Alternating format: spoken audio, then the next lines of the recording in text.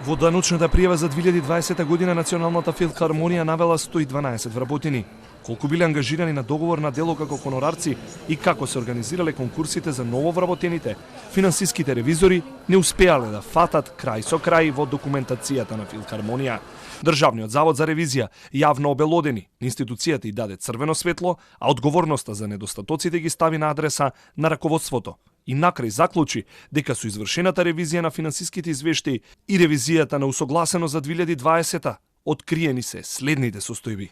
Невоспоставен систем на внатрешни контроли во процесот на плаќање, не се донесени пишани процедури за потврдување на вистинитоста и објективноста на финансиската документација и не се дефинирани надлежности и одговорности на лицата инволвирани во процесот, недостатоци во актите со кои се врши ангажман на нововработени лица и пропусти при реализацијата на активностите во врска со конкурсот за нови вработувања. Филхармонија не знае ниту што поседува од опрема, бидејќи на ревизија им испорачале нецелосен попис, а во графите бележеле нереални ниски цени за вредноста на музичките инструменти кои ги поседува институцијата, но затоа се исплаќале паушали за користење на инструментите на вработените.